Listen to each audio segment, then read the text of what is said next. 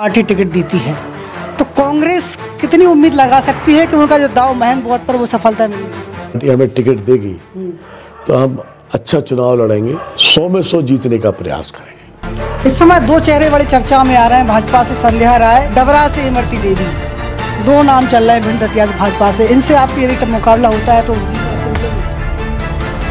योग्यता के अनुसार तो हम लोग सबसे आगे हैं। डॉक्टर भागीरथ प्रसाद जी की बात करें, वो तो IAS रहे, पढ़े लिखे व्यक्ति हैं, उनको भी पार्टी मौका दे सकती है इस बार भाजपा से? मुकाबला होगा? अगर ऐसी लड़ाई होती है तो अच्छी है, कोई बात नहीं है। आप तैयार हैं हाथ मिलाने के लिए भागीरथ प्रसाद जी से? नहीं, हाथ का क्यों मिलाए, हाथ तो हमारा मिला हुआ है बहुत पहले। हम गृह मंत्री थे, वो गृह सचिव थे, तो हाथ तो हमारा बहुत पुराना मिला हुआ है। तो चुनाव तो हाथ मिला के ही होगा, क्या दिक्कत है इसमें? तैयार हैं आप? हाँ, हम तो तैयार हैं। अगर पार्टी टिकट देगी तो हम किसी से भी चुनाव लड़ने के लिए तैयार हैं। बिल्कुल।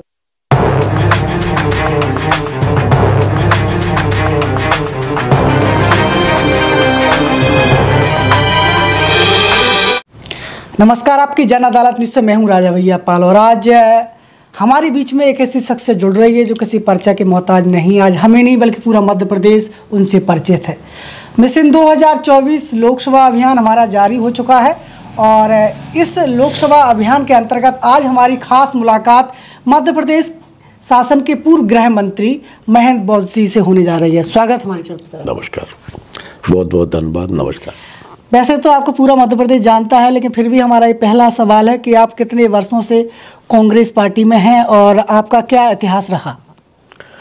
कांग्रेस में हम सन 1970 से हम लोग हैं। जब कॉलेज में पढ़ते थे तब से हम लोगों ने राजनीति में, चुनाव में भाग लेना शुरू किया था। NSY यूथ कांग्रेस, इसमें हम लोगों ने काम किया और यूनियन में भी हम लोगों ने, कॉलेज जो यूनियन होती है, दतिया कॉलेज में हम लोग सेक्रेटरी भी रहे। फिर हम अलीगढ़ मुस्लिम यूनिवर्सिटी में, वहाँ भी कांग्रेस की हम लोगों ने लड़ाई लड़ी और हम लोग 3 बार MLA बनने का मौका मिला और करीब 3-4 बार हमें मंत्री बनने का भी मौका मिला। संसद से रहे आदरणीय मोतीलाल जी बुरा के मंत्रिमंडल में, श्यामा जी शुक्ल के मंत्रिमंडल में भी हम लोग मंत्री रहे और आदरणीय दिग्विजय सिंह जी के मंत्रिमंडल में शिक्षा मंत्री भी रहे, गृह मंत्री भी रहे।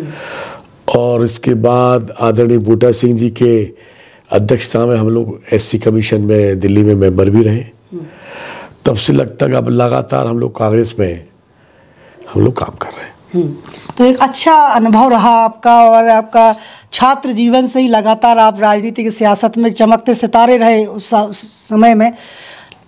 भिंड दतिया लोकसभा से जिस तरीके से लोगों की तरफ से आपका नाम सामने आ रहा है, तो क्या आपको लगता है कि कांग्रेस पार्टी इस बार आपको उम्मीदवार बना सकती है? देखिए, हम लोग तो आपसे बताएं कि पार्टी से हम लोग टिकट मांग रहे हैं। हमारे साथी लोग भी चर्चा कर रहे हैं टिकट में, और वो इसलिए कर रहे हैं कि लोकल उम्मीदवार लोकसभा का भिंड दतिया से नहीं मिल पाता है। एक बार दतिया से हमारे महाराज किशन सिंह जी भी सांसद रहे हैं, 35 साल हो गए हैं। 35 साल के बाद अभी तक कोई कांग्रेस से उम्मीदवार जीत नहीं पाया, और उसकी वजह तो कई रही, लेकिन एक बड़ी वजह ये रही कि लोकल उम्मीदवार ना होना।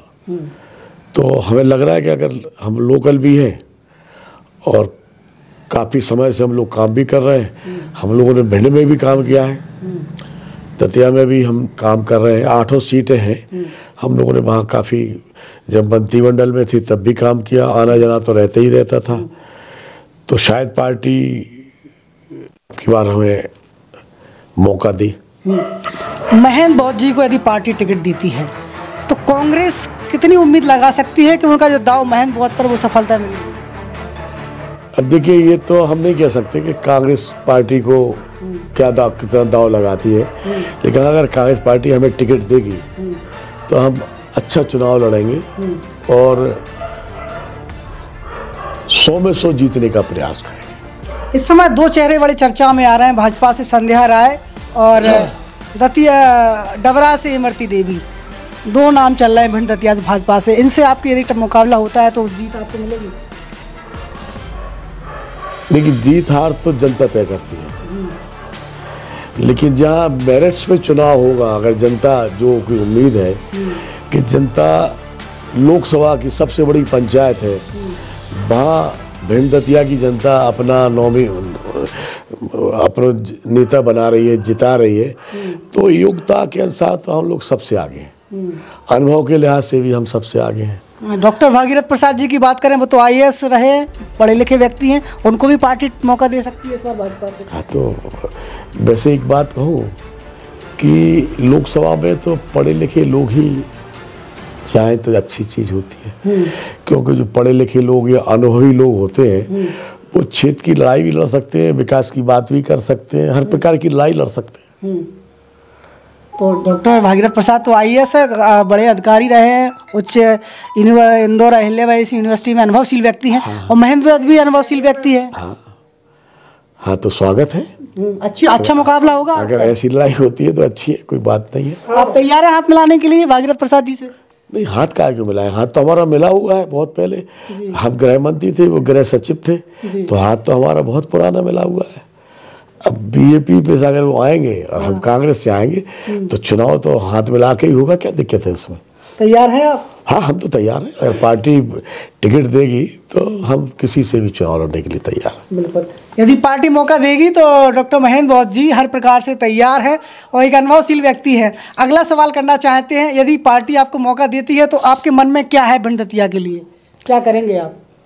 देखिए, हम लोगों को जब जब मौका मिला, इसमें दो राय नहीं है, कांग्रेस ने हमें बहुत दिया। 29 साल की उम्र में हम एमएलए बन गए थे, मंत्री बन गए थे, और 45 साल की उम्र में हम गृह मंत्री बन गए थे।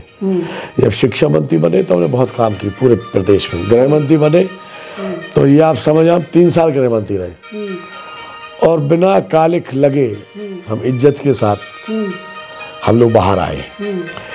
तो अगर मौका मिला तो जो भी दिल्ली की योजनाएं हैं, केंद्र सरकार की योजनाएं हैं, हम लोग भिंड दतिया में किसानों के हित में, महिलाओं के हित में, दलित समाज के हित में, पिछड़े वर्ग समाज को, और जो हमारे युवा लोग हैं उनके हित में हम जो भी संभव होगा पूरा प्रयास करेंगे। इस समय एक नाम कांग्रेस ज़्यादातर अपने इंटरव्यू में आरोप लगाती है कि संविधान इस समय खतरे में है। आपको लग रहा है कि संविधान खतरे में है? देखिए, संविधान खतरे में है या नहीं है, इस पे हम लोग इतना ही कह पाएंगे कि जब शासन लोगों के हाथ में होता है, जो प्रजातांत्रिक हाथ नहीं है, तानाशाही वाले हाथ है, तो डरना स्वाभाविक है और डरना चाहिए। अगर आप डरेंगे नहीं तो ये लोग और हावी हो जाएंगे, अगर वो ज्यादा हावी हो गए तो संविधान में परिवर्तन हो सकता है। 2019 में जब लोकसभा का चुनाव था तो उसमें मध्य प्रदेश की 1 सीट आई कमलनाथ जी के बेटे की, बाकी 28 सीटें भाजपा को मिली। तो क्या रीजन रहा, आप क्या मानते हैं? देखिए, वर्तमान में जो बीजेपी की जो कार्यप्रणाली है, गरीब लोगों को धर्मान धकेल कर उनसे भावनात्मक ढंग से वोट लिए जा रहे हैं। राम की बात, ये तो हम लोगों ने तब भी कहा था कि अगर सिर्फ राम मंदिर की बात हो तो हम लोग भी मुस्लिम भाइयों से कहें कि आप कंप्रोमाइज कर लो। राम को हम कंप्रोमाइज कर लेंगे अयोध्या में तो फिर बात काशी की करेंगे। चलो काशी पे भी कंप्रोमाइज कर लो तो फिर मथुरा की बात करेंगे। तो हम लोग भी ये चाहते हैं कि मुस्लिम और हिंदू मिलके कोई रास्ता निकालें, लेकिन एक कोई लाइन तो खींचे बीजेपी। चलो मथुरा भी आपको दे दी, आपको काशी भी दे दी, और आपको मान लो अयोध्या तो दे ही दी, फिर आप चौथी बात करोगे, फिर पांचवी बात, तो ये तो सिलसिला चलता ही रहेगा।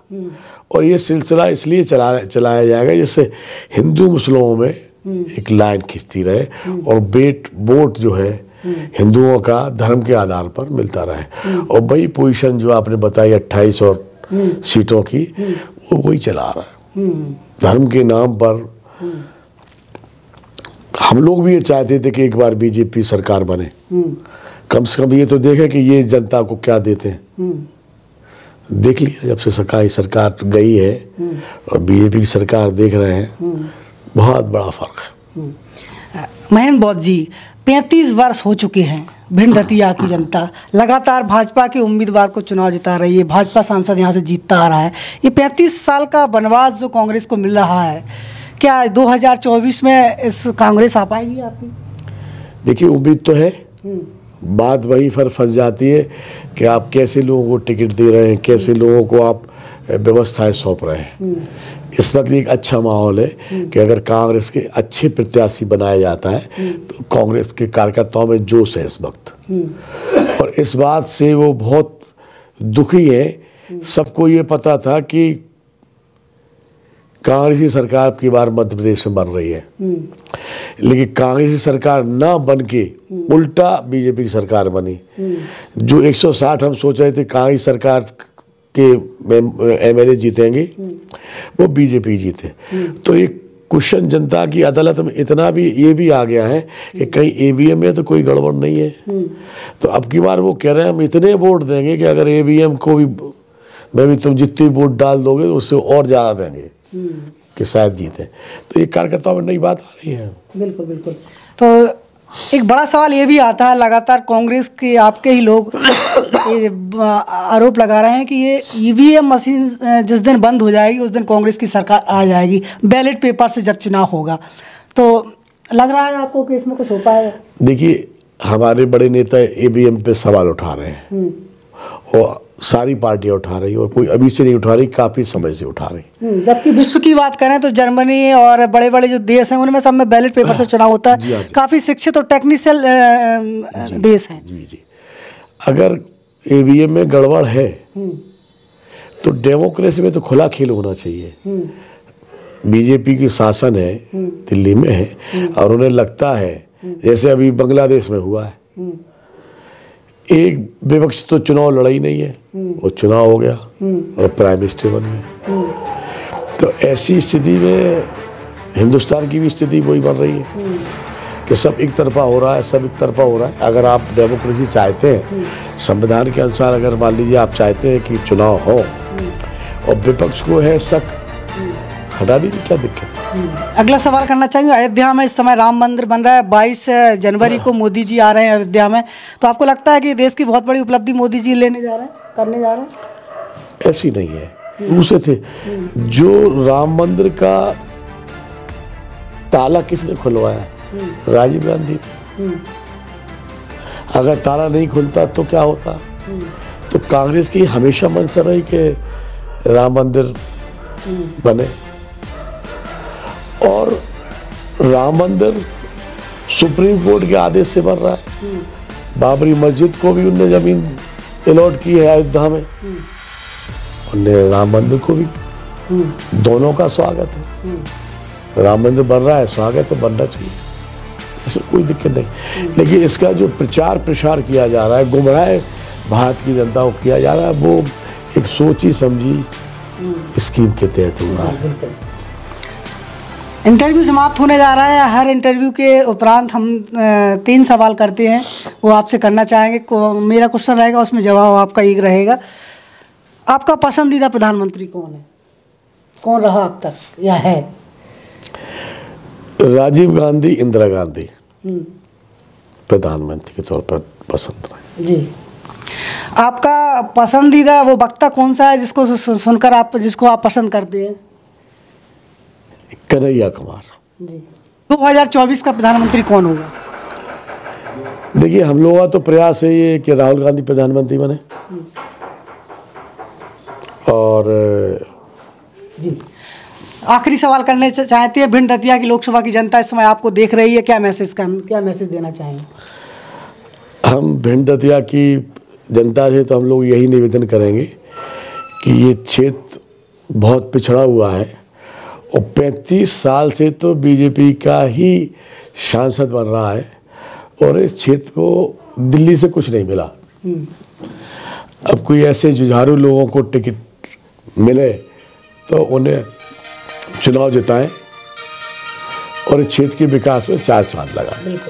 तो इस समय आपकी जन अदालत न्यूज़ के एक्सक्लूसिव इंटरव्यू में मिशन 2024 लोकसभा चुनाव में इस समय हमारे बीच में दतिया से मध्य प्रदेश शासन के पूर्व गृह मंत्री डॉक्टर महेंद्र बौद्ध हमारे साथ बने हुए थे।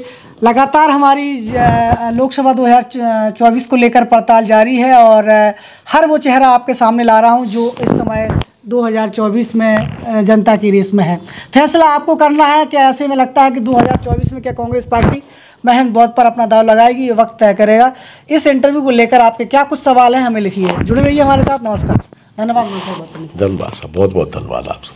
खबर में बस इतना ही, मिलते हैं दूसरी खबर में आपकी जन अदालत के साथ। इस खबर के प्रायोजक थे right hour guest house and restaurant, Datia का सबसे लजीज स्वादिष्ट एसी एवं non AC restaurant and hotel. पता रेलवे स्टेशन के पास दतिया। Mobile number 9893144002।